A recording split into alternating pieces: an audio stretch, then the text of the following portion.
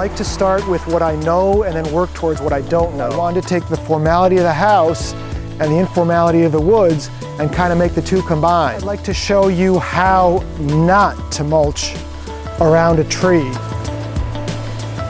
It's a step that I see very few landscapers doing. You want to make sure to have variation in your heights. Look at how lovely this is. We just cued the butterfly to come in. It's Friday, woohoo! Our goals for today, you know, I've got energy. Hopefully I'm gonna spread my energy through the day and not just burn it out real quick. But I did bring the trailer and I'm gonna go ahead and load the dingo back on the trailer. Sometimes I will use the dingo to spread mulch, and sometimes when I'm edging beds, I'll use the dingo like a wheelbarrow to take the edgings. But where we're working, the place to dump the stuff isn't that far away. If it's like way in the backyard, way out of sight, it's much easier with the dingo, but as close as it is, it's not a big deal. So we're pretty much done with the dingo. So today I want to go ahead and load the dingo back on the truck. All the attachments, that'll be one less thing to do next week. If we get a chance, I'd still like to finish that edging on the side. That's a good afternoon task when it's in the shade and I'm starting to peter out. I'd like to go ahead and get these plants in the ground. So, you know, first I think we'll get these plants in the ground. Then I've got some plants on the side of the house. I've got the transplants that we dug out to get back in. And we'll just kind of take it as it comes. Today is Friday. It's Friday, woohoo! And we'll just, you know, we'll work till 5 or 6 o'clock and see what we can get done. So first thing we're going to do is go ahead and get the dingo loaded up, and then unfortunately I did get a late start yet again, so we'll probably take some lunch after that. I was just eating my lunch and I was sitting in this plastic chair and just getting moister and wetter and feeling more and more disgusting. And I yet again remembered I forgot to take my own advice, and I went and changed my shirt. And just makes a huge difference. You just feel like the day is starting over again. Bring a few shirts with you, folks. Makes a difference.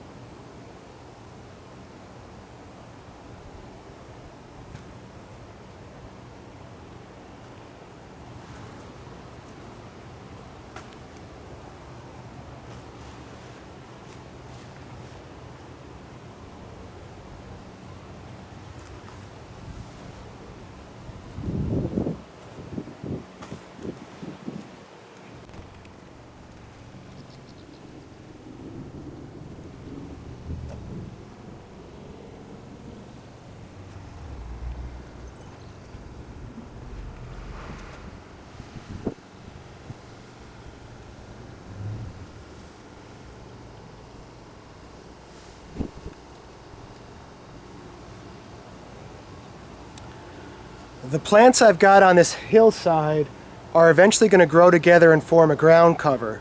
And I'm using two different plants. I've got a plant called Russian cypress or Siberian carpet. That's the evergreen shrub, the spreading one. And that doesn't have any flowers. It looks like a juniper, but it's got a much softer texture to it.